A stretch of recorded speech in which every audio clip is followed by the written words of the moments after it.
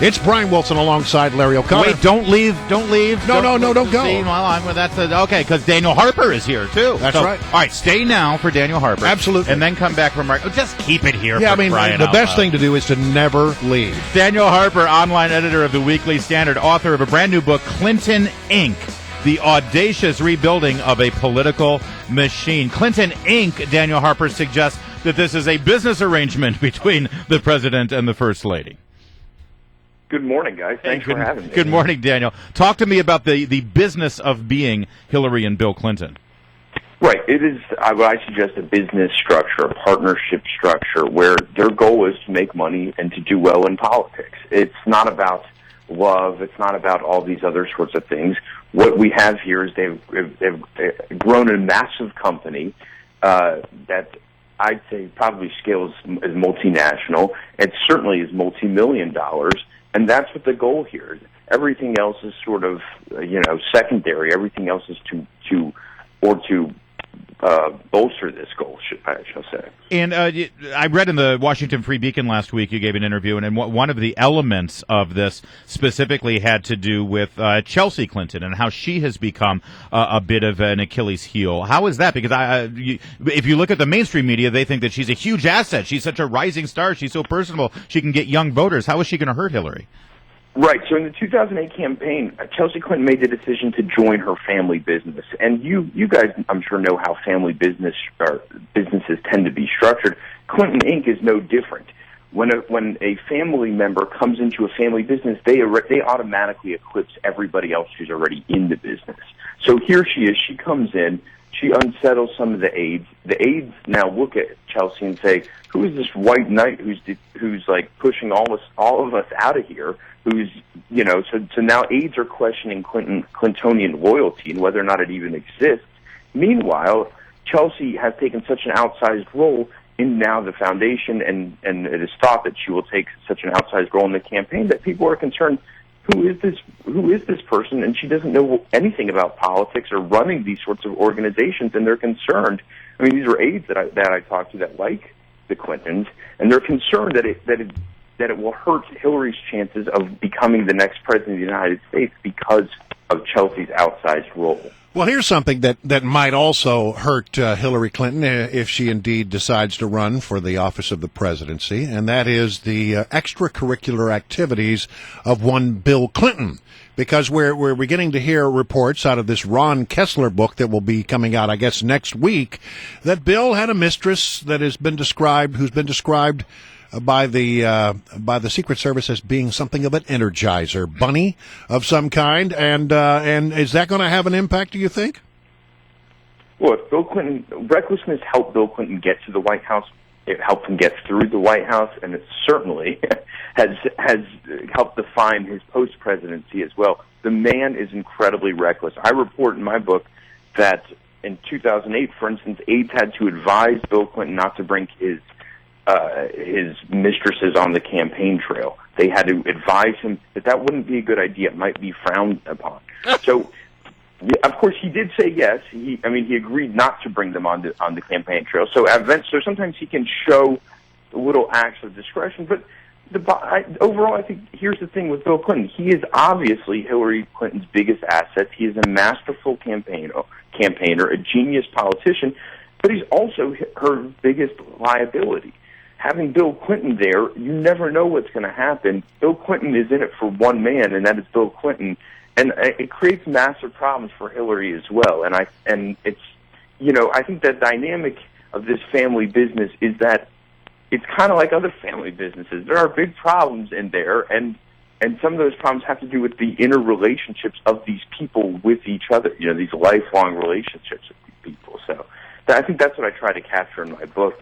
Bill Clinton obviously remains reckless. I don't think that will ever stop. That's just who he is as a person. Our guest is Daniel Halper, and he is the online editor at Weekly Standard, but his brand new book is what we're talking about, Clinton, Inc., The Audacious Rebuilding of a Political Machine. By the way, we're not the only ones talking about your book, Daniel Halper. You made the late-night circuit last week. There's a new book about the Clintons. It doesn't seem like every couple of weeks there's a new Clinton book called Clinton, Inc., period. Clinton Incorporated, INC, Inc., Clinton Inc. And, they're really, you can't turn around without seeing it. They're really promoting this book. Take a look at how they're promoting the new Clinton book. Don't miss Clinton Inc., the sizzling new expose about the audacious Clinton political machine. And coming soon, Clinton Inc. Revealed, the steamy tell-all that divulges the shocking secrets behind the sizzling expose about the audacious Clinton political machine.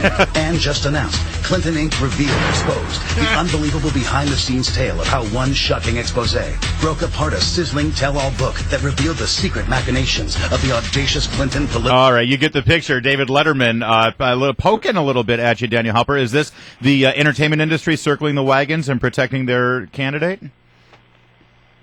No, are you kidding? That's the most coverage I got from the mainstream press. I'm thinking beyond David Letterman. I'm ecstatic. The weird thing is that a Clinton spokesman, I think they told some reporter the other day that my sort of behavior is reprehensible and should not be allowed, and that the mainstream media shouldn't even cover it because they know with every fiber of their being that it's all made up. So I'm just glad David Letterman, he's not concerned about this Clintonian edict being issued from above, and he's willing to go with Clinton Inc. I'll take any coverage. Here's though, one of the things you say in your book is that, when we think of the Clintons, we think of Bill as being sort of this warm and engaging guy, always has a smile on, always has something, pleasant to say, and that we look at Hillary as being sort of cold and calculating. You say, in reality, that's not the way it is at all. Right. That's how I went into the book thinking. When I started writing the book, that's how I started approaching it.